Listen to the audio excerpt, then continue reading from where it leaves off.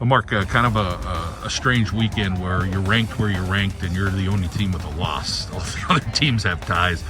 You just go up and you're like, man, that team's good. Everybody's good, but that's what you get when you get 16 teams left in the country. Exactly. You get to this point in the season and everybody's good. And then with travel purposes with the NCAA, it's bracketed very heavy in our corner. You know, this easily could be a Final Four. So it's going to be a bloodbath this weekend. And we'll see which team can survive two matches and get through it. You know a little bit about Scranton, but you can't even think about them. William Smith is just one of those schools that they're a tremendous program. Talk a little bit about, what you face when you face Saturday against them. Just a strong, consistent program. You know, their coach has been there for 30-some years. I believe she's the winningest coach in Division III history. So it's a program of pride, a program of success. And all we can do is focus on the 11 that step out on the field. And, we've had our experiences with them over the last 3 years. Of the last two matches, we won one and drew one with them. So our confidence is there. We know we're going to get our chances, and we just need to capitalize our chances in the final third.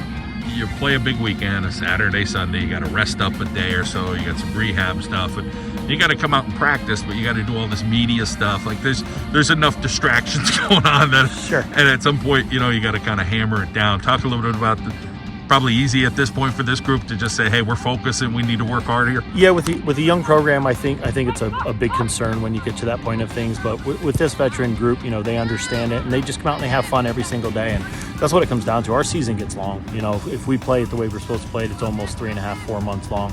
So at this point, we train about an hour a night. We have fun with it. We do quick ball movement stuff in transition. And other than that, just have some fun and move on. Every little thing matters. And all these ladies talk about you're saying details all the time to them. They know that, but it may come down to overtime. It may come down to penalty kicks. I'm sure you're going over all those little scenarios. Yeah, and the biggest stuff is just controlling the controllables. I think so many times in sport, we get outside of our realm and we start worrying about the things we can't control. And at that point, you're not putting 100% of effort where it needs to be. So we really spend our time in our training focusing on the things that we're going to be able to control in the match, regardless of what happens around it. And if we do that, we'll find the result we're looking for.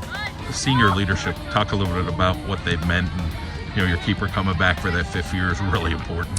Yeah, we knew the COVID year was going to change the landscape of Division III soccer as a whole, and we were fortunate enough to get two of our better kids to decide to come back and spend that fifth year. And, our seniors now are planning on doing the same thing for us next year. So it's something that I think it speaks to the program, that they want to spend that extra time and come back for another run at it and see what they can do in putting it together. But the leadership in this group is tremendous.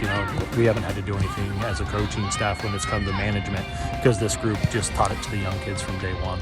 You got a couple first-year players that get a year under their belt because of COVID. So, and again, you've never seen that before because it's never happened before, but maturity-wise, did you see them, they get their feet wet in the program for a year, it really helps them? Yeah, it was a big year for us in transition last year and just practicing and getting the younger kids, especially two of those local kids that are making impacts for us, just getting a year under their belts, teaching them the nuances of the game, getting them to understand the focus in every single rep that they take, and they don't get reps off. And we got a couple games last spring to work out some of those kinks, and I think that you're starting to see some of the fruition of the work rate those kids put in over the last year and us being able to utilize them for the last year as well.